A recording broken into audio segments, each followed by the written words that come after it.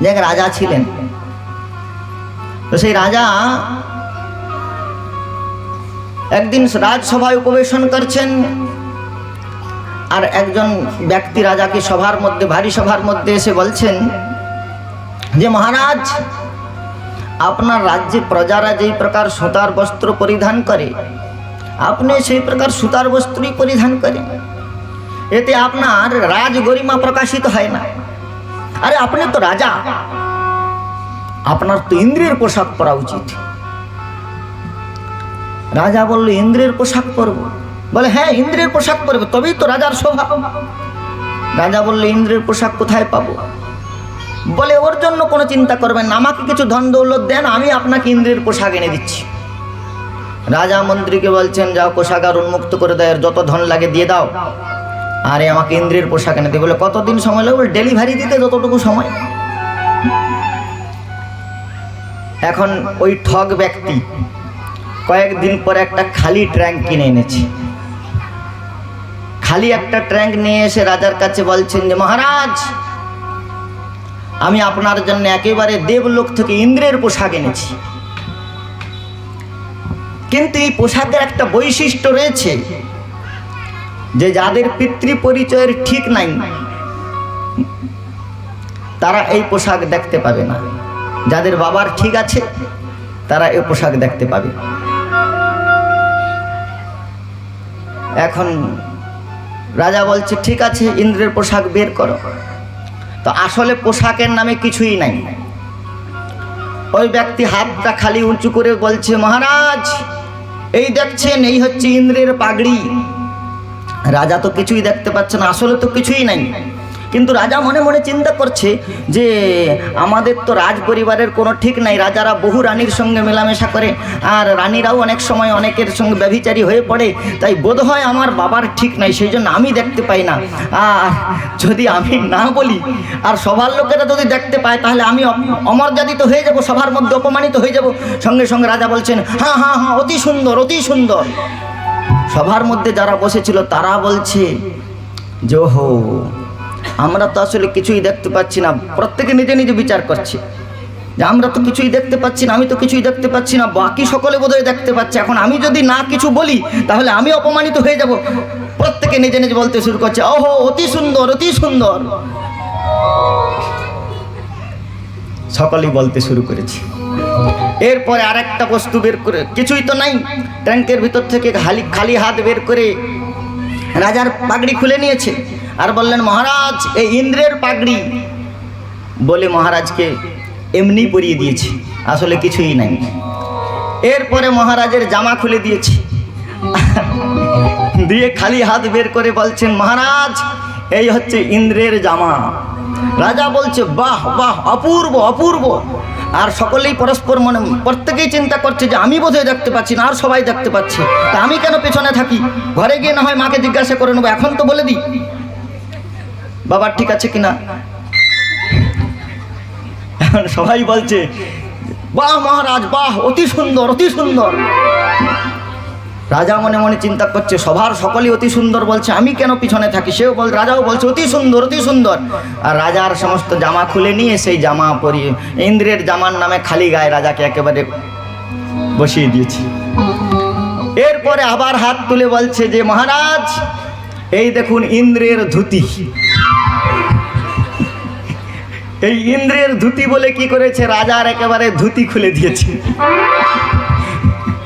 রাজার ধুতি খুলে দিয়ে রাজা একেবারে উলঙ্গ হয়ে গিয়েছে, আর বলছেন মহারাজ এই ইন্দ্রের ধুতি পরুন। সকলে দেখছে রাজা একেবারে নগ্ন হয়ে গিয়েছে, অথচ সবাই হাততালি দিচ্ছে, বলে বাহ মহারাজ বাহ, অতি সুন্দর, অতি সুন্দর। প্রত্যেকে মনে মনে চিন্তা করছে রাজা উলঙ্গ হয়েছে, কিন্তু সবাই মনে মনে ভাবছে বোধহয় সকলে দেখতে পাচ্ছে, আমি দেখতে পাচ্ছি না। তাই সকলে বলছে মহারাজ অতি সুন্দর, অতি সুন্দর। এখন রাজা মনে মনে বিচার করছে যে আমি এত সুন্দর ইন্দ্রের পোশাক পরেছি, সবার সকলেই যদি আমার এত প্রশংসা করে, ইন্দ্রের পোশাক, ইন্দ্রের ধুতি, ইন্দ্রের জামা, তাহলে আমি মনুষ্য লোকে থেকে ইন্দ্রের পোশাক পরেছি, আর এত বড় একটা গৌরবের বিষয় আমার রানীদের না দেখালে হয়? রাজা কি করেছে, একেবারে উলঙ্গ হয়ে অন্তঃপুরে চলে গিয়েছে। রানীদের কাছে। আর রানীদের কাছে যখন গিয়েছে তখন রানীরা দেখছে যে রাজা একেবারে উলঙ্গ হয়ে বিবশন হয়ে এসেছে। রানীরা বলছেন, মহারাজ আপনি একই অবস্থায় এসেছেন। বলে কেন? বলে আপনি একেবারে সর্ব অঙ্গ বিবশন হয়ে চলে এসেছেন। বলে তোমাদের বলার ঠিক নেই, সেই জন্য তোমরা দেখতে পাচ্ছ না। রানীরা বলছেন, মহারাজ বলছে আমি ইন্দ্রের পোশাক পরেছি, তোমাদের আসলে পিতৃ পরিচয় ঠিক নাই, সেই জন্য তোমরা দেখতে পাচ্ছ না। রানীরা বলছে, শুনুন মহারাজ, আপনি যত খুশি ইন্দ্রের পোশাক পরুন, তাতে আমাদের আপত্তি নেই, আপনি অন্তত দেশের ধুতিটা পরবেন। তো এর তাৎপর্য হচ্ছে এই,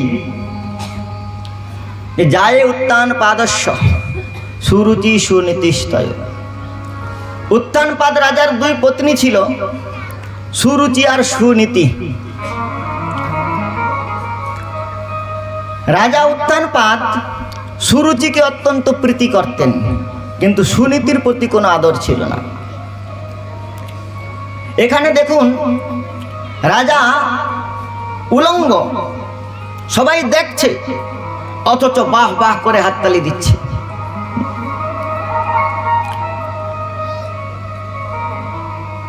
উত্থানপাদ মানে হচ্ছে উদ্যুত্থ পাদৌ যস্য স উত্থানপাদ। আমরা যখন মাতৃগর্ভে ছিলাম তখন আমাদের পাগুলো উপরের দিকে ছিল। এই উত্থানপাদ শব্দের অর্থ হচ্ছে জীব। উদ্যুত্থ পাদৌ যস্য স উত্থানপাদ, যাদের পাগুলি উপরের দিকে, মাথাটা নিচের দিকে ছিল মাতৃগর্ভে, উত্থানপাদ। এই উত্থানপাদ জীবের দুইটি পত্নী, সুনীতি আর সুরুচি। জীবের দুইটি বৃত্তি, একটি রুচিমূলা, একটি নীতিমূলা। কেউ রুচির অনুকূলে চলে, কেউ নীতির অনুকূলে চলে। যারা রুচির অনুকূলে চলে, হাঁটু ফাটা বগল কাটা পরে, তাদেরকে সমাজের লোক বাহ বাহ বাহ বাহ করে। আর যারা নীতির অনুকূলে চলে, মার্জিত ধুতি পরিধান করে, তিলকমালা কণ্ঠে ধারণ করে, নীতির অনুকূলে চলে, শাস্ত্রীয় নীতি, গুরুবর্গের অনুশাসন নীতিকে যারা মেনে চলে, তাদেরকে সমাজের লোক ব্যাকডেটেড পার্সোনালিটি বলে রিজেক্ট করে। তাদেরকে লোকে এত বেশি প্রীতি করে না। রাজা উত্থানপাদ সুরুচিকে প্রীতি করে, রুচির অনুকূলে যে চলে সুরুচিকে প্রীতি করে, সুনীতিকে প্রীতি করে না। এখানে দেখুন, রাজা রুচির অনুকূলে পোশাক ধারণ, পোশাকের নামে তো সে একেবারে বিবশন হয়ে গিয়েছে, কিন্তু লোকে তাকে বাহ বাহ করছে। এই কলিযুগে মার্জিত বর্বরতাই সভ্যতার নাম ধারণ করেছে। যার যত ছোট পোশাক সে তত অ্যাডভান্টেজ। আর ছোট হতে হতে একেবারে বিবশন হয়ে গেলেও লোকে তাকে বাহ বাহ করছে। কিন্তু এই সুনীতির পুত্র সুরুচি, যে রুচির অনুকূলে চলছে, সেই সুরুচির পুত্র কে হলো? উত্তম। উত্তম মানে তাকে লোকে উত্তম উত্তম বলছে, কিন্তু সে উত্তম কি করলো? জঙ্গলে গিয়ে দক্ষদের হাতে মারা পড়লো। তেমনি আপনাকে এরা, এই জগৎ সংসারের লোক, আপনি যদি রুচির অনুকূলে চলেন, হাঁটু ফাটা প্যান্ট হাঁটু ফাটা বগল কাটা পরেন, আর ওই নিজের রুচির অনুকূলে ইন্দ্রিয় তর্পণ করে চলেন, লোকে হয়তো আপনাকে বাহ বাহ করবে, উত্তম উত্তম বলবে, কিন্তু আপনি সংসার জঙ্গলের মধ্যেই মারা পড়বেন। কিন্তু যদি আপনি নীতির অনুকূলে চলেন, সুনীতি, সুনীতির পুত্র কি? সুনীতির পুত্রের নাম ধ্রুব। আপনি যদি নীতির অনুসরণ, শাস্ত্রীয় নীতি, গুরুবর্গের আচার্যগণের অনুসৃত নীতি মেনে চলেন, অনুশাসন মেনে চলেন, তাহলে আপনি একদিন ধ্রুব পদ প্রাপ্ত হয়ে যাবেন। আপনার ধ্রুবত্বের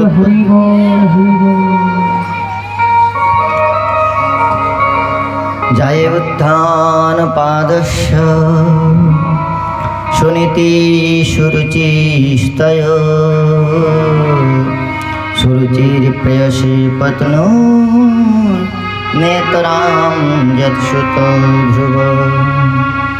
একদা সুরুচে পুত্রম অঙ্কমারোপলালয়ান উত্তমম নাররুক্ষন্তুম ধ্রুবরাজ্যম ঝনন্দত। একদিন উত্থানপাদ রাজা সিংহাসন উপবেশন করছেন, আর ওই সুরুচির পুত্র উত্তমকে ক্রোড়ে ধারণ করে তিনি স্নেহ বর্ষণ করছেন। সুনীতির পুত্র নিকটে খেলা করছিলেন ধ্রুব। সেই ধ্রুব মহারাজ যখন দেখলেন তার ভ্রাতা উত্তমকে ক্রোড়ে ধারণ করে উত্তানপাদ রাজা অত্যন্ত স্নেহ বিহ্বল অন্তঃকরণে তার কপল দেশ আঘ্রাণ করছেন, অলকাবলী অপসারণ করে কপল দেশে চুম্বন করছেন, স্নেহ বর্ষণ করছেন, এই প্রকার পিতৃস্নেহ দর্শন করে ধ্রুবের হৃদয়ের মধ্যে এই প্রকার পিতৃবাৎসল্য প্রাপ্তির লালসা জাগ্রত হল। শ্রী ধ্রুব মহারাজ পিতার বাৎসল্য প্রাপ্তির জন্য পিতৃ করে উঠবার জন্যে, আরোহণ করবার জন্যে তিনি প্রযত্নশীল হলেন। দু বাহু তুলে পিতাকে আহ্বান করছেন, ক্রোড়ে ধারণ করবার জন্য তিনি আহ্বান করছেন। আর এই দৃশ্য যখন সুরুচি দর্শন করল, সুরুচি যখন এই দৃশ্য দর্শন করলেন, দেখুন এই জগতে যারা রুচির অনুকূলে চলে তারা গুরু বৈষ্ণব ভগবানকে পর্যন্ত নিন্দা করতে পশ্চাৎপদ হয় না। আরে এরা কি টিকিধারী বৈরাগী দল খাটো খাওয়া, এরা সব জয় রাধে গোবিন্দে পরের চালে আনন্দ এই করে বেড়ায়, এদের খয়ে যাদের খেয়ে দিয়ে কাম নাই তারা এইসব করে। ছোট ছোট বাচ্চাদের একটু শান্ত করুন। তো নীতির অনুকূল রুচির অনুকূলে যারা চলে তারা অত্যন্ত গর্বে গর্বিত হয়ে কখনো কখনো গুরু বৈষ্ণবগণকে অপমান করে, ভক্তকে ভগবানকে ভক্তকে পর্যন্ত অপমান করে তারা গৌরব অনুভব করে। যখন শ্রী ধ্রুব মহারাজ পিতার কোলে আরোহণ করবার জন্য দু বাহু উত্তোলন করে তিনি প্রযত্ন করছেন, তখন সুরুচি এই দৃশ্য দর্শন করে বলছেন, বালসী বতনাত্মানম অন্য স্ত্রী গর্ভ সম্ভূতম। আরে ধ্রুব, তুমি এই প্রকার ব্যর্থ চেষ্টা করছো কেন? বালসী বতনাত্মানম, তুমি বালক তাই এখনো বোঝো না। তুমি উত্তানপাদের পুত্র হলেও অন্য স্ত্রী গর্ভ সম্ভূত, তুমি অন্য পত্নীর গর্ভে জন্মগ্রহণ করেছ। ন গৃহীতম মায়া যস্তম কুক্ষাদপি নৃপাত্মজ, যদিও তুমি রাজার পুত্র কিন্তু আমার কুক্ষিতে আমার উদরে তোমার জন্ম হয় নাই। আরে ধ্রুব, যদি তুমি সত্যই এই রাজ সিংহাসনে আরূঢ় হতে চাও, পিতার অঙ্কে আরোহণ করতে চাও, তাহলে যাও। তপসারাধ্য পুরুষ তস্যৈব অনুগ্রহে নমে গর্ভেত্তম সাধাত্মানম যদিচ্ছসি নিপাসনম। তপসারাধ্য পুরুষ, তপস্যার দ্বারা পরম পুরুষ শ্রীহরি আরাধনা করো। গর্ভেত্ব আর ভগবান শ্রীহরির আরাধনা করে যদি সেই ভগবানকে প্রাপ্ত হও, তাহলে তার কাছে প্রার্থনা করবে গর্ভেত্তম সাধয়ামাত্মানম যদিচ্ছসি নৃপাসনম। তুমি যদি এই নৃপের আসনে রাজ আসনে বসতে চাও, তাহলে ভগবানের কাছে প্রার্থনা করে আমার গর্ভে জন্মগ্রহণ করবে। এখানে দেখুন, মদগর্ভে গর্বিত হয়ে সুরুচি ভক্ত ধ্রুব আর ভগবানকে পর্যন্ত অপমান করলেন। যে ভগবানকে দর্শন করবার সঙ্গে সঙ্গে আর মাতৃজঠরে প্রবেশ করতে হয় না, সেই ভগবানকে দর্শন করবার পরেও বলছেন যে তুমি ভগবানের কাছে প্রার্থনা করবে আমার গর্ভে জন্মগ্রহণ করবার জন্য। এই সুরুচি গর্বে গর্বিত হয়ে ভগবানকে পর্যন্ত অপমান করল। আর এই মাতার বিমাতার এই প্রকার তিরস্কার বাক্য ধ্রুব যখন শ্রবণ করলেন, তখন মাতুস্য পত্না দুরক্তি বিদ্ধ শাসন রুষা দণ্ড হতো যথা ওহি। বলছেন যেমন করে ওহি সর্প দণ্ডের দ্বারা হত হলে যেই প্রকার ফুসতে ফুসতে নিজের নিড়েতে গমন করে, ঠিক তেমনি শ্রী ধ্রুব মহারাজ বিমাতার তিরস্কার বাক্যে অত্যন্ত অপমান বোধ করে দুঃখে গ্লানিতে তার অন্তঃকরণ বিষণ্ণ হলো। তিনি কাঁদতে কাঁদতে ফুপিয়ে ফুপিয়ে কাঁদতে কাঁদতে নিজ মাতা সুনীতির কাছে উপস্থিত হলেন। আর সুনীতির কাছে গিয়ে ধ্রুব মহারাজ ফুপিয়ে ফুপিয়ে কাঁদছেন। ক্রোধে তার কপল দুটি রক্তবর্ণ ধারণ করেছে, বারবার নেত্রাশ্রু বিসর্জন করে ফুপিয়ে ফুপিয়ে কাঁদছেন। মাতা সুনীতি জিজ্ঞাসা করছেন, আর নিকটস্থ বালকগণ গিয়ে সুনীতিকে সমস্ত বৃত্তান্ত যখন জানালেন, তখন সৎসৃজ্য ধৈর্য বিলাপ শোকম দাবাগ্নি নাল দাব লতে বালা। ভগবতী সুনীতি দেবী যখন সেই কথা শ্রবণ করলেন, সমস্ত বৃত্তান্ত শ্রবণ করলেন, সুরুচি মায়ের সমস্ত প্রকার তিরস্কার বাক্য যখন শ্রবণ করলেন, তখন তিনি অত্যন্ত বিষণ্ণ হলেন। শ্রী সুখদেব গোস্বামী পাদ বললেন, দাবাগ্নি না দাব লতে বালা। সেই অবলা সুনীতি বলেন, দাবা নলে যেমন লতা মুহ্যমান হয়ে পড়ে, তেমনি সুনীতি মায়ের হৃদয়ও ভগ্ন হল। কিন্তু তথাপি তিনি ধৈর্য ধারণ করে পুত্রকে উত্তম সংস্কার দান করবার জন্য, উত্তম শিক্ষা দান করবার জন্যে পুত্রকে বলছেন, সত্যম সুরুচ্যাভিহিতম ভবান যদ্দুর্ভাগায় উদরে গৃহীতম।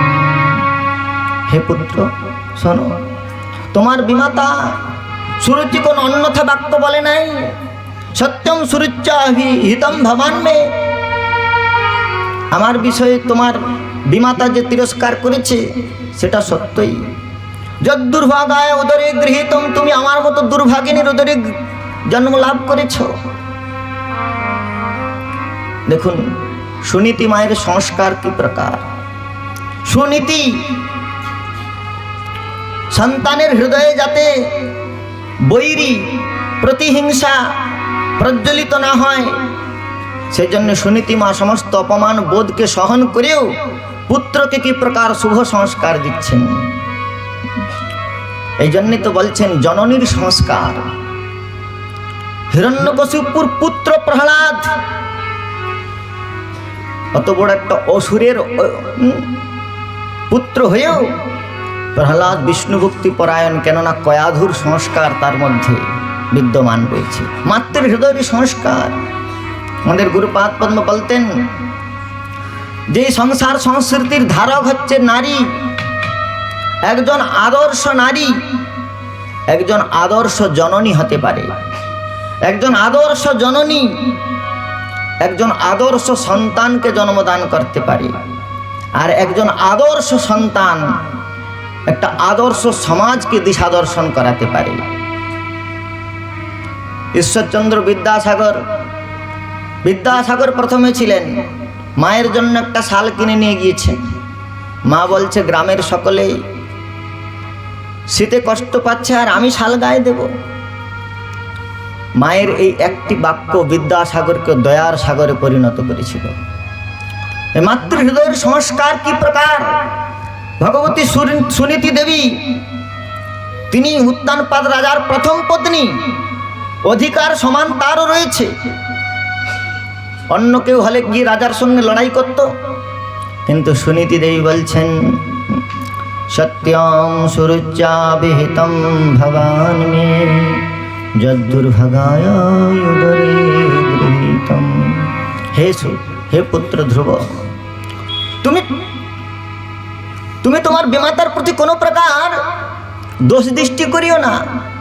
আরে পুত্রের প্রতি মায়ের অনুশাসন সর্বদাই কল্যাণের কারণে হয়। বিমাতা হলেও সে তো তোমার মাতা, আর সে যদি তোমাকে অনুশাসন করেছে, যে সংস্কার আমি তোমাকে দিতে পারি নাই, তিরস্কারের দ্বারা হলেও সে তোমাকে মার্গদর্শন করিয়েছে।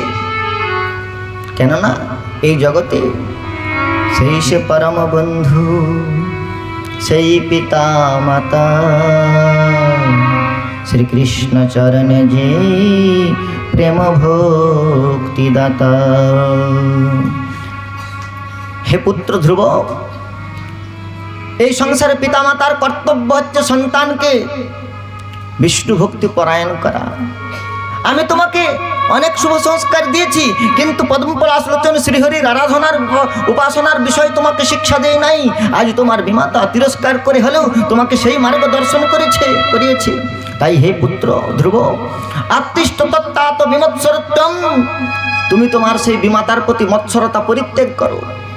ভগবান শ্রীহরিকে ভজনা করতে গেলে মৎসরতা হৃদয়ে রাখলে চলবে না। ভাগবত ধর্মের সেই অধিকারী নির্মৎসরাণাম শতাম। তাই ভগবতী সুনীতি দেবী তার পুত্রকে শিক্ষা দিচ্ছেন, হে পুত্র, তুমি তোমার বিমাতার প্রতি হৃদয়ে কোনো প্রকার গ্লানি, কোনো প্রকার রোষ, কোনো প্রকার মাৎসর্য রেখো না। সে তোমাকে উত্তম মার্গ প্রদর্শন করেছে। কেননা তুমি তো পিতৃ আসনে বসবার জন্য প্রযত্নশীল হয়েছ, পিতার আসন প্রার্থনা করেছো, পিতার কোড়ে বসতে চেয়েছো। কিন্তু হে ধ্রুব, তুমি জানো না, নান্যতত পদ্মপলাশলোচনা দুঃখচ্ছিদম তে মৃগয়ামি কঞ্চনম जो मृगते हस्त गृहीत पद्मया श्रेय तरंगई वृणिगमानया। যার পাদ পদ্ম আরাধনা করে পিতামহ তোমার পিতা উত্তানপাদ যে আসনে বসেছেন, সেই শ্রীহরির কৃপা প্রসাদের ফলে তোমার পিতার পিতা মনু মহারাজ মন্বন্তরের অধিপতি হয়েছে সেই শ্রীহরির কৃপাতে। তার পিতা মনু মহারাজের পিতা পিতামহ ব্রহ্মা প্রজাপতি পদে আড়ুর হয়েছেন সেই শ্রীহরির কৃপায়। ভগবতী লক্ষ্মী অখিল সম্পদের অধিষ্ঠাত্রী হয়েছেন যে শ্রীহরির পদকমলের সেবা করে। তুমি এই সামান্য রাজৈশ্য রাজ সিংহাসনের কথা বলছো? হ্যাঁ, ভগবতী লক্ষ্মী যার চরণ কমল সেবন করবার ফলে অখিল বৈকুণ্ঠের সম্পদের অধিষ্ঠাত্রী দেবী হয়েছেন। আরাধয় অধক্ষজ পাদ পদ্ম পঙ্কজম যদিচ্ছসে আসন উত্তমম। তুমি যদি পিতার আসন কেন, পিতৃ আসনের থেকে উৎকৃষ্ট আসন, উত্তম আসন যদি আকাঙ্ক্ষা করো, তাহলে হে পুত্র আরাধয় অধক্ষজ পাদ পদ্মম, তুমি সেই অধক্ষজ তত্ত্ব ভগবান বিষ্ণুর পাদ পদ্মের আরাধনা করো। ভগবতী সুনীতি দেবী পুত্রকে এই প্রকার সুশিক্ষা প্রদান করলেন এবং সঞ্জল্পিত মাতুর কর্ণার্থ গমম বচঃ। শ্রী ধ্রুব মহারাজ মায়ের এই প্রকার বাক্য শ্রবণ করে হৃদয়ে দৃঢ় নিশ্চয় হলেন যে জননী আমাকে সেই শ্রীহরি পদ্মপলাশলোচন শ্রীহরির আরাধনার কথা বলছেন। তাই তিনি মনে মনে দৃঢ় সংকল্প হলেন, যতক্ষণ পর্যন্ত আমি ভগবান শ্রীহরির পাদ পদ্ম শ্রী গোবিন্দের পাদ পদ্ম প্রাপ্ত হতে না পারবো, ততক্ষণ পর্যন্ত এই সংসারে প্রত্যাবর্তন করব না। এই বলে সংনিয়ম আত্মনামাত্মনম নিশ্চক্রাম পিতুঃ পুরাৎ।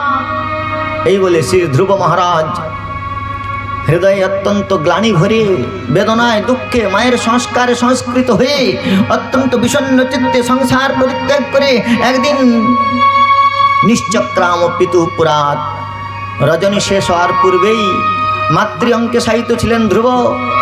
মাতৃ অঙ্ক থেকে গাত্রোত্থান করে উত্তানপাদ রাজার রাজ্য পরিত্যাগ করে গহন অরণ্যের উদ্দেশ্যে গমন করেছেন। শ্রী ধ্রুব মহারাজ 5 বৎসরের বালক আজ বিষণ্ণ হৃদয়ে পদ্মপলাশলোচন ভগবান শ্রীহরির আরাধনা করবার জন্য অরণ্যের উদ্দেশ্যে অভিগমন করছেন। কোথায় যাবেন, কিভাবে সেই শ্রীহরির আরাধনা করবেন, কোথায় অন্বেষণ করলে কিভাবে তাকে প্রাপ্ত হওয়া যাবে, কোনো পন্থাই তার জানা নাই। কিন্তু হৃদয়ে দৃঢ় নিশ্চয় করে রেখেছেন যে শ্রীহরির পাদ পদ্ম আরাধনা করে ভগবান শ্রীহরির পাদ পদ্ম দর্শন করেই তবে আমি প্রত্যাবর্তন করব। এই প্রকার দৃঢ় সংকল্প নিয়ে গৃহ পরিত্যাগ করে শ্রী ধ্রুব মহারাজ চলছেন। ভগবান পদ্মপলাশলোচন শ্রীহরিকে মনে মনে ডাকছেন আর প্রার্থনা করছেন, হে প্রভু, তোমার চরণ কমলে যারা শরণাগত হয় তুমি তাদের কখনো প্রত্যাখ্যান করো না। শক্তি দেব পারবেন না যস্তস্মিতি যাচতে সর্বদল ভন্তস্মৈ তদমৃতব্রতম মম। কৃষ্ণ তোমার হও বলি যদি ডাকি একবার, মায়া বন্ধ হইতে কৃষ্ণ তারে করেন পার। সত্যই যদি তুমি ভক্তের আরাধনায় প্রীত হও, তুমি না বলেছ তুলসী জল মাত্র না জলস্য চুলুকে নেওয়া। বিক্রীড়িতম সমাত্মনম ভক্তবৎসল। হে ভক্তবৎসল ভগবান, তুমি যদি এক বুন্ডুস জল আর একটি তুলসী পত্র ভক্তের কাছে আত্মনিবেদন করো, আত্মবিক্রয় করো, তাহলে আমি তোমার পাদ পদ্ম আরাধনা করবার জন্য বেরিয়েছি। তোমাকে কোথায় পাবো, কিভাবে তোমার দর্শন লাভ করব, কিভাবে তোমার উপাসনা করব, কিভাবে আরাধনা করলে, কিভাবে পূজা করলে, কিভাবে উপাসনা করলে তোমাকে প্রাপ্ত হওয়া যায় আমার জানা নাই। কিন্তু হে প্রভু, আমি তোমার অন্বেষণে বেরিয়েছি, তুমি আমাকে হাত ধরে তোমার পাদ পদ্মের সন্নিধানে নিয়ে চলো। আমার হাত ধরে তুমি নিয়ে চলো প্রভু, আমি যে পথ চিনি না। আমার হাত ধরে নিয়ে চলো প্রভু, আমি যে পথ চিনি না। আমার হাত ধরে তুমি নিয়ে চলো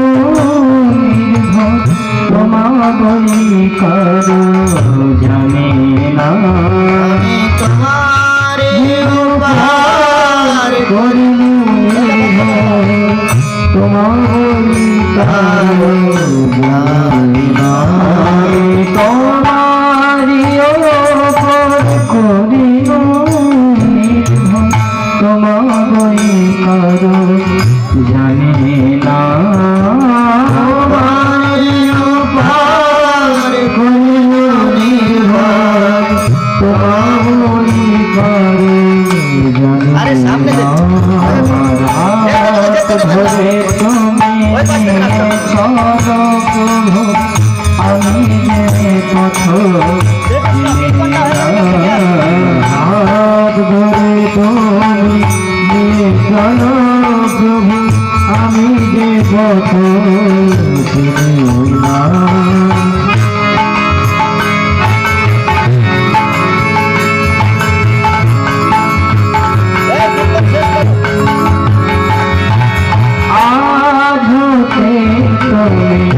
হৃদয়ের রাজা তোমারে আমি করিব পূজা আজ হইলে তুমি হৃদয়ের রাজা তোমারে আমি করিব পূজা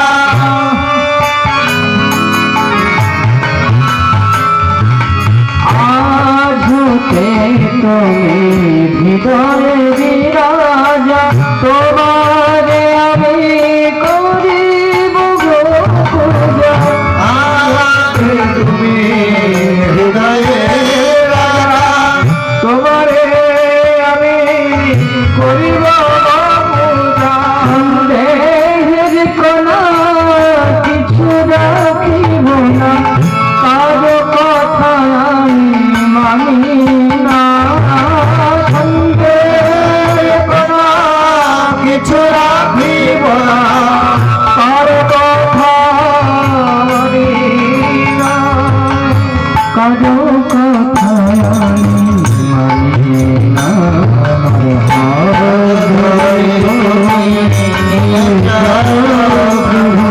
আমি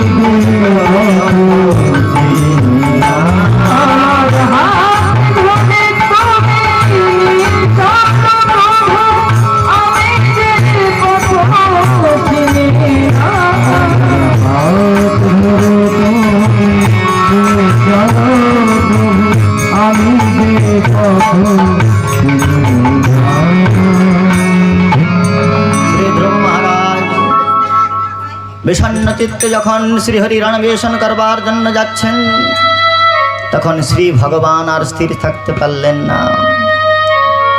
ভগবানের পাদ পদ্ম অন্বেষণ করবার জন্য কেউ যখন নির্গত হয়, তখন শ্রী ভগবান তার নিজজনকে নিজ পাদ পদ্ম প্রাপ্তির সন্ধান দান করবার জন্য প্রেরণ করেন। ভগবানই গুরুরূপ ধারণ করে জীবের নিস্তারে লাগি নন্দ সুত হরি ভুবনে প্রকাশ গুরু রূপ ধরি। শ্রী ভগবানের মনের অবতার নারদ গোস্বামী পাদ শ্রী ধ্রুব মহারাজের গমন পথে প্রকট হলেন। নারদ গোস্বামী পাদ ধ্রুব মহারাজকে যখন দর্শন করলেন, বলছেন, হে ধ্রুব, নাদুদপ্পমানন্তে সম্মানম বাপি পুত্রকা লক্ষয়ামাস ক্রীড়াস কুমারস্য শাসক্ত ক্রীড়নাদিষু। হে ধ্রুব, তোমার মাত্র 5 বছর বয়স। সব বন্ধ করে দিচ্ছে দেখছো, মাত্র 5 বছর বয়স। এই 5 বছরের মধ্যে নাধুনাপ্পমানম তে সম্মানম বাপি পুত্রকা, হে পুত্র, হে বৎস ধ্রুব, তোমার মান অপমানের বোধ কি করে হলো এই 5 বছরে?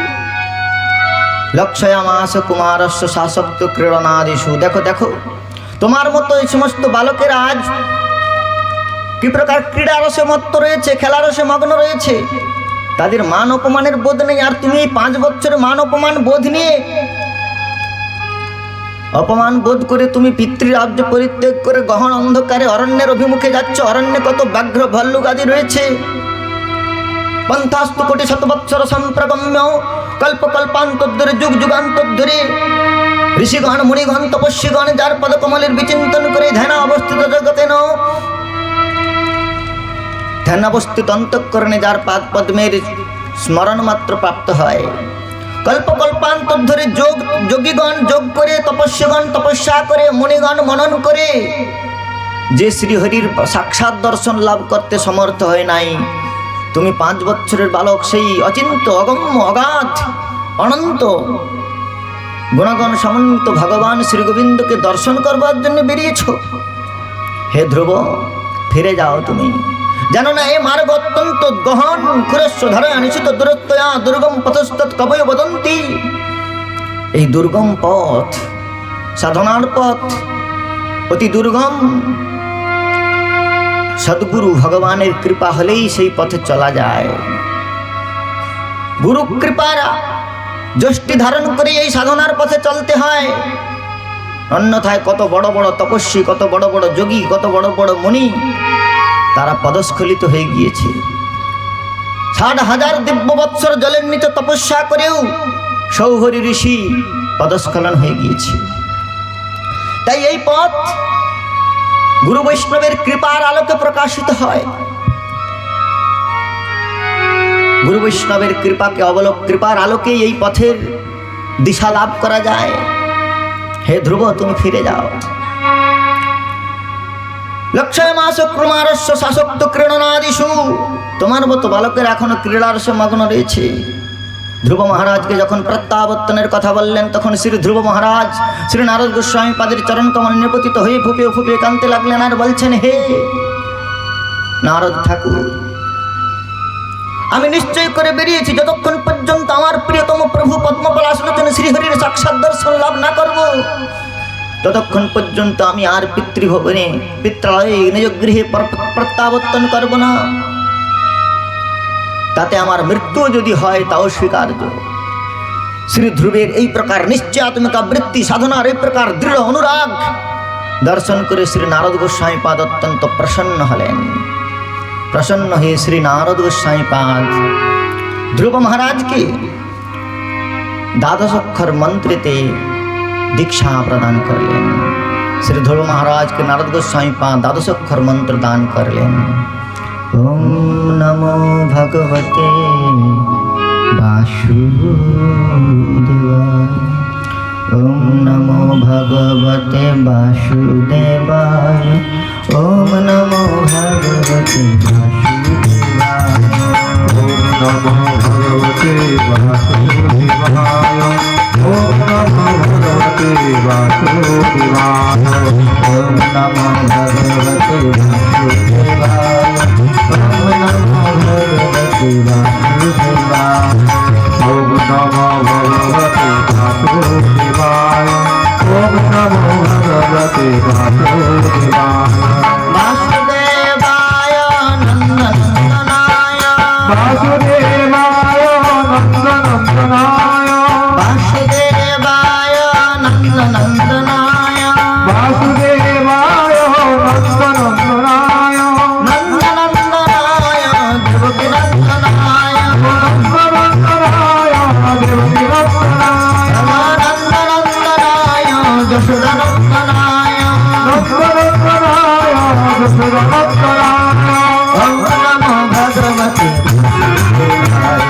ओम नमो भगवते वासुदेवाय, ओम नमो भगवते वासुदेवाय, ओम नमो भगवते वासुदेवाय।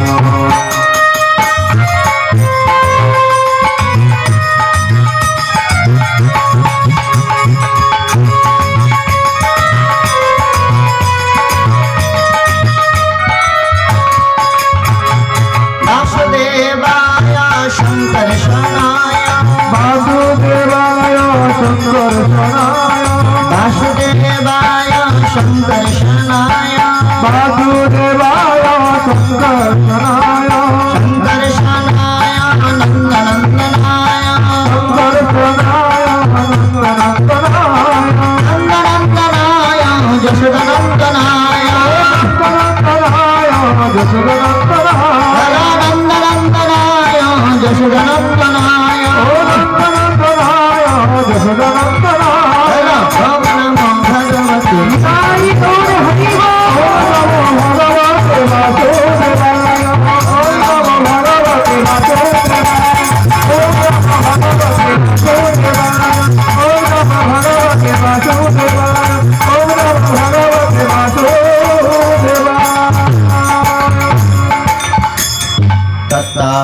ভদ্গচ্ছ ভদ্রম তে যমুনায়াস্তটং শুচি পুণ্যম মধুবনম যত্র সান্নিধ্যম নিত্যদা হরে। শ্রী ধ্রুব মহারাজকে নারদ গোস্বামী পাদ 10 অক্ষর মন্ত্র উপদেশ করে বললেন, তত্তাত ভদ্গচ্ছ ভদ্রম তে যমুনায়াম স্তটং শুচি। হে ধ্রুব, তুমি যাও সেই যমুনার পবিত্র তটে, যমুনার পুল্য সলিলে স্নান করে, যমুনার পবিত্র তটে উপবেশন করে, সান্নিধ্যম নিত্যদা হরে, সেই মথুরা মণ্ডলে যেখানে শ্রীহরি নিত্যকাল নিবাস করে, সেই যমুনার পবিত্র তটে উপবেশন করে শ্রীবৎসঙ্ক ঘনশ্যাম পুরুষম বনমানিনম শঙ্খ চক্র গদা পদ্ম রভিব্যক্তি চতুর্ভুজম, সেই চতুর্ভুজ ভগবান শঙ্খ চক্র গদা পদ্মধারী শ্রীহরি ধ্যান করো, মন্ত্রময় মূর্তির উপাসনা করো। এই বলে শ্রী ধ্রুব মহারাজকে নারদ গোস্বামী পাদ মন্ত্র দান করে, মন্ত্রময় উপাসনার উপদেশ দান করে অন্তর্ধান হলেন। আর শ্রী ধ্রুব মহারাজ অনেন মন্ত্রেণ দেবস্য কুর্যাদ্রব্যময়ীম বুধ।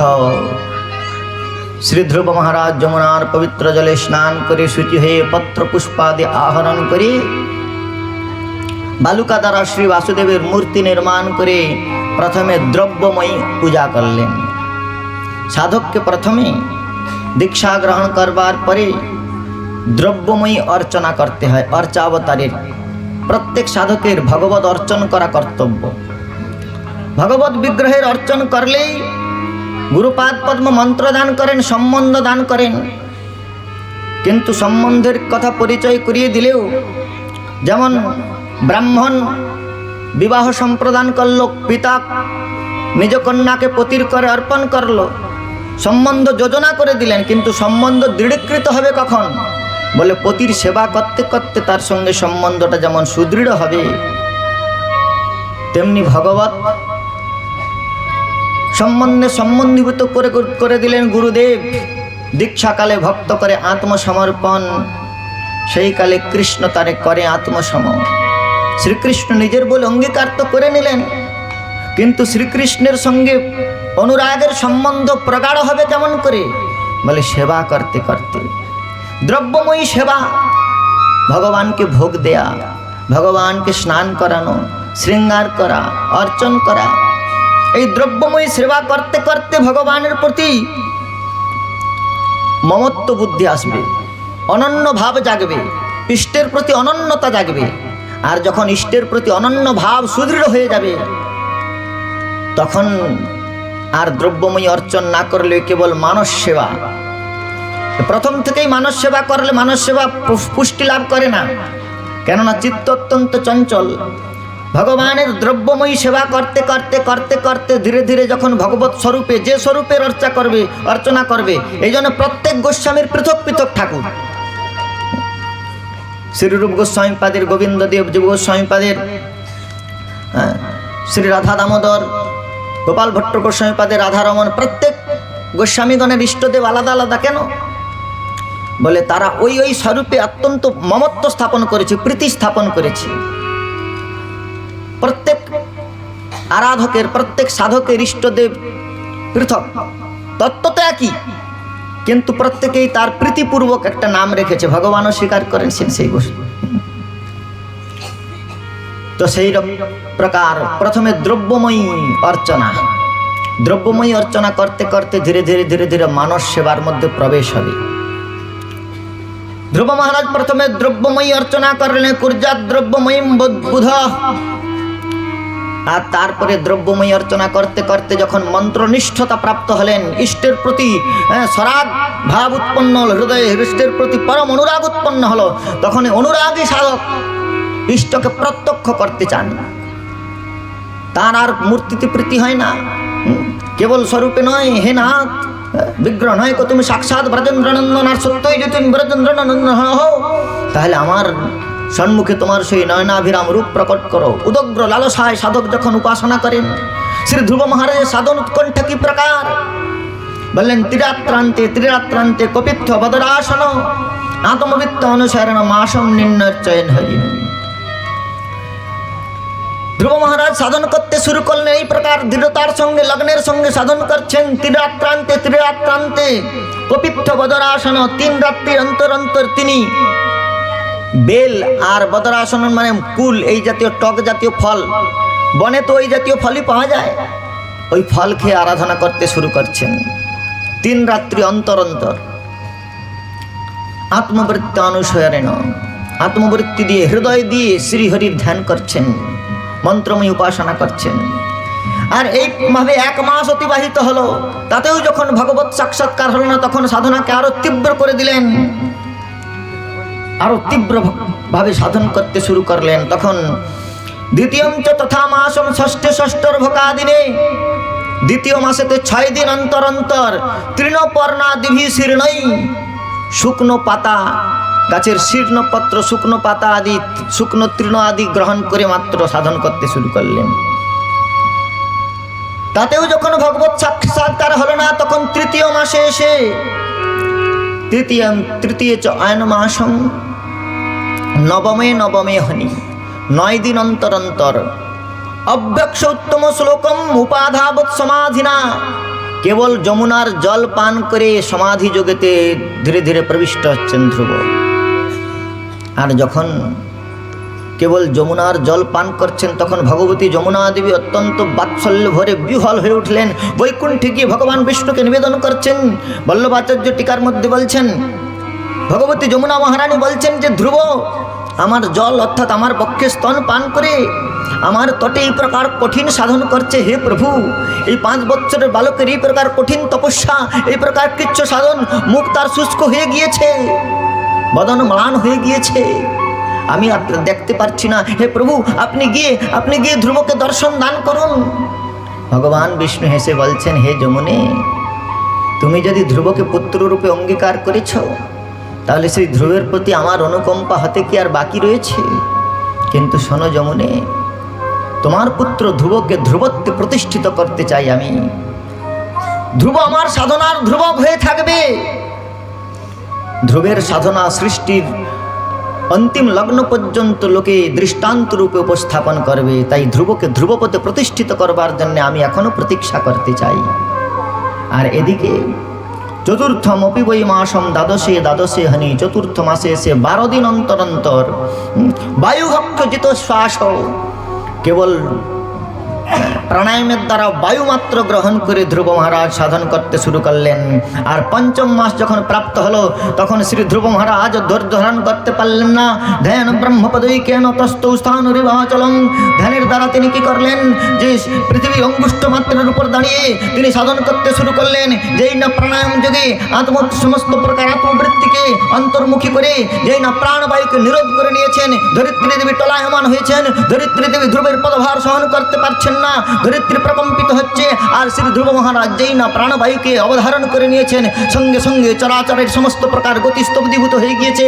আকাশে উড্ডীয়মান বলাকা স্থিরীকৃত হয়ে গিয়েছে। আর সমুদ্রের উচ্ছ্বলিত জলরাশির তরঙ্গ স্তব্ধীভূত হয়ে গিয়েছে। সমস্ত দেবতাগণের পর্যন্ত শ্বাস অবরুদ্ধ হয়ে গিয়েছে। দেবতাগণ ভগবান বিষ্ণুর নিকটে গিয়ে বলছেন, নৈবম বিদাম ভগবান প্রাণরোধম চরাচরস্য অখিল সত্যধাম্না প্রাপ্তা বয়ম তে শরণং শরণ্যম। দেবতাগণ ভগবান বিষ্ণুর কাছে গিয়ে বলছেন, হে প্রভু, এই বিশ্ব প্রপঞ্চের গতি আজ অবরুদ্ধ হয়ে গিয়েছে। আমরা দেবতাগণ পর্যন্ত প্রাণবায়ু ধারণ করতে পারছি না, শ্বাস অবরুদ্ধ হয়ে যাচ্ছে। তাই হে চরাচরস্য অখিল সত্যধাম্ন, হে সৃষ্টি চরাচরের রক্ষাকর্তা ভগবান, আপনি আপনার সৃষ্টিকে রক্ষা করুন। আর ভগবান মৃদু হেসে বলছেন দেবতাগণকে, মা ভৈষ্টম তপসো বাল মা ভৈষ্টম বালম তপসো দূরত্বয়া, হে দেবতাগণ তোমরা ভয় করো না, এক বালক দুরন্ত তপস্যা করছে। নিবর্তয়িষ্যে প্রতিজাত স্বধামম, আমি এক্ষুনি নিজ ধাম পরিত্যাগ করে বৈকুণ্ঠ পরিত্যাগ করে যাচ্ছি তাকে নিবৃত্ত করবার জন্য।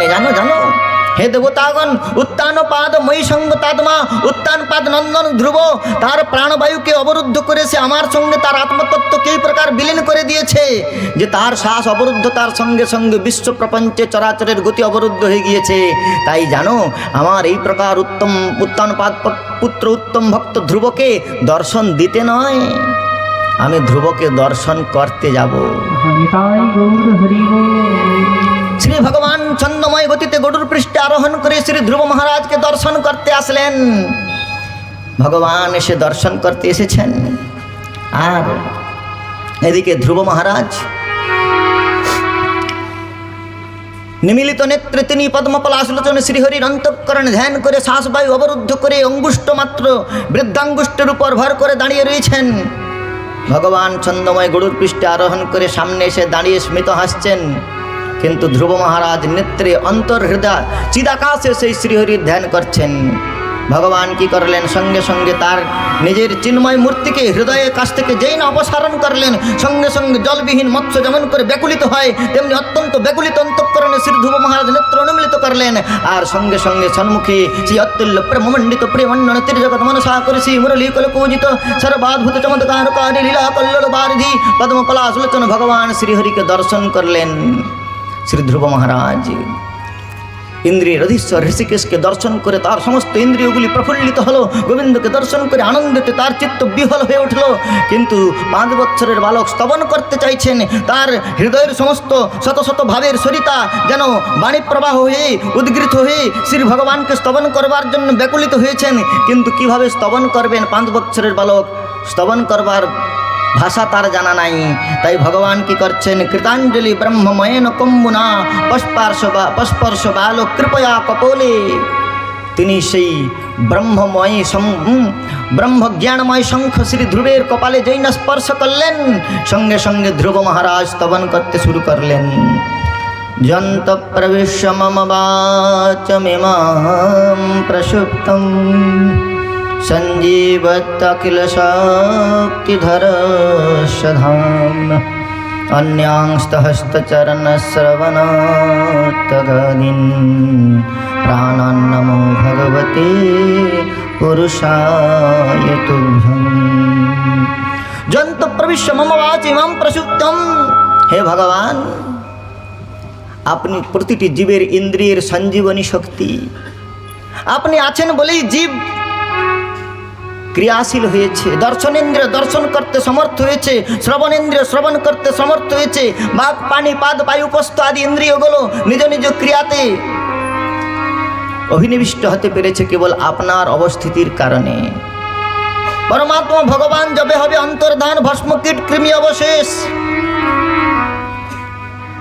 এই ক্ষিতি জল পাবক গগন সমীরা পঞ্চরচিত ইহ অধম শরীরা, এই শরীরের ইন্দ্রিয় সমূহের মধ্যে আপনি ইন্দ্রিয়ের বৃত্তি রূপে ইন্দ্রিয়েশ্বর রূপে আছেন বলেই ইন্দ্রিয়গুলি ক্রিয়াশীল হয়েছে। যন্ত প্রবিশ্য মম বাচি ইমাম প্রসুপ্তম, আপনি ইন্দ্রিয়ের মধ্যে অন্তঃকরণের মধ্যে প্রবিষ্ট হয়ে আমার প্রসুপ্ত ইন্দ্রিয়গুলিকে সঞ্জীবিত করেছেন।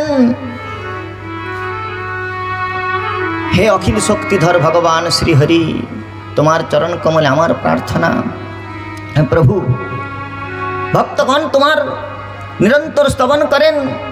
দেখুন ভগবানকে লাভ করেও ধ্রুব মহারাজ কি প্রার্থনা করছেন।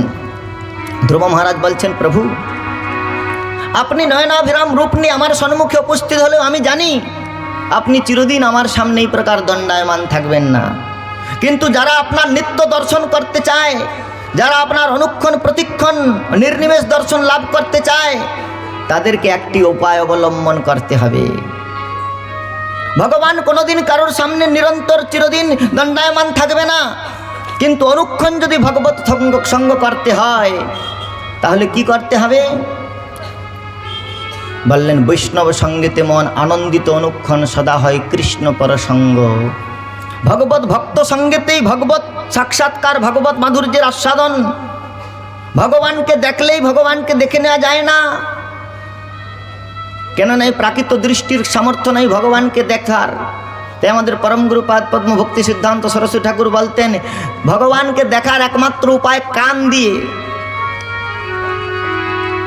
চোখ দিয়ে ভগবানকে দেখা যায় না, চোখ দিয়ে তো ইটকাট পাথর দর্শন হয়, কিন্তু কান দিয়ে ভগবত দর্শন হয়। কান দিয়ে যখন ভগবানের নিরন্তর যশগাথা শ্রবণ করা যায়, নয়নাভিরাম রূপ মাধুর্য দিব্য লীলা মাধুর্য গুণ মাধুর্য শ্রবণ করা যায়, তখন চিত্তের মধ্যে অপ্রাকৃত ভাবের তরঙ্গের উদয় হয়। আর সেই ভাবময় অন্তঃকরণে যখন ভগবানকে দেখা যায়, তখন তার মাধুরিমার আস্বাদন করা যায়। তো সেই জন্যে শ্রী ধ্রুব মহারাজ বলছেন, ভক্তি মোহ প্রবহতাম তৈ মে প্রসঙ্গ ভূয়াদনন্ত মহতাম অমলাশয়ানাম জেনাঞ্জসোল বনমরু ব্যসনাম ভবাবধি নিঃশে ভবদ গুণকথা মৃতপানমত্য। हे प्रभु भक्ति मुहु प्रभताम तय मई प्रसंगात गंगा যথা বাধা বিঘ্ন চূর্ণ করে দিয়া একান্ত হইয়া মিশে সমুদ্রেতে গিয়া তেমতি আমার মতি অনন্য হইয়া নিরন্তর তব পদে যাউক ধাইয়া নয়ন তোমার দর্শনে বদন তোমার গুণগানে হৃদয় থাকুক তোমার ধ্যানে নাশাতে গন্ধ ভরি এই নিবেদন তোমার পায়ে জানাই আমি হরি। হে প্রভু ভূয়াদ অনন্ত মহতাম অমলাশয়ানাম, আপনার যে অমলাত্মা ভক্তগণ, অমলাত্মা বিমলাত্মা সাধুগণ, তাদের যেন নিত্য সঙ্গ হয়, আর তাদের নিত্য সঙ্গ প্রভাবে আমার এই চিত্তের বৃত্তি আপনার ভক্তির অনুকূলে নিরন্তর প্রবাহিত হোক। হে প্রভু আমি চাই চরণে রাখিও ভগবান, চরণে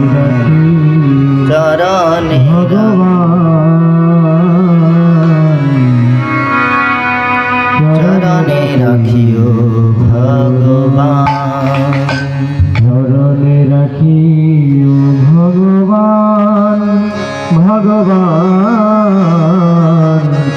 চরণে রাখিও ভগবান ভগবান, চরণে রাখিও ভগবান ভগবান,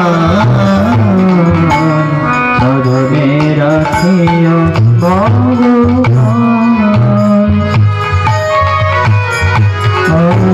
করুণায় আসিলে হবে, করুণা করিলে সবে, করুণায় আসিলে হবে, করুণা করিলে সবে, আমারে না করিলে সন্ধ্যা,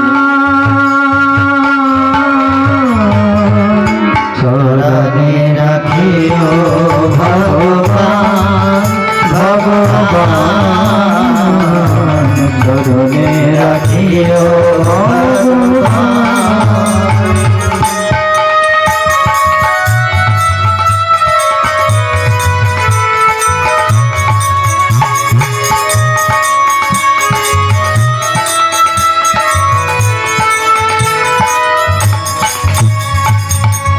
সংসারের মাঝে থাকি নানা কাজে, সংসারের মাঝে থাকি নানা কাজে, আর সংসারের মাঝে থাকি নানা কাজে, সংসারের মাঝে থাকি নানা কাজে, ভুলে যদি যাই তব ধ্যান,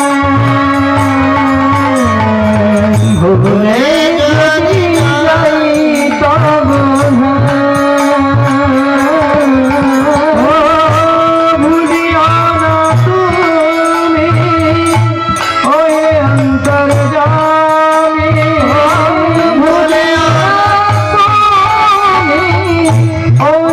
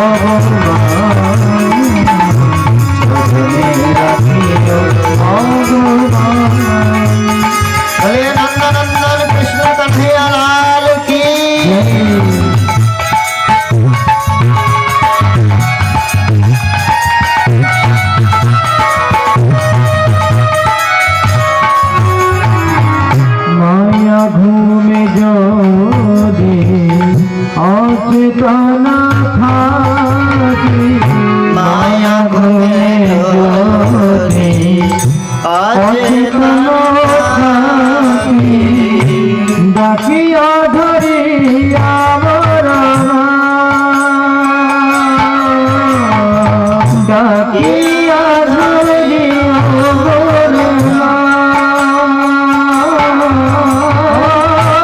বাসনা শরীরে মগন থাকিলে বাসনা শরীরে মগন থাকিলে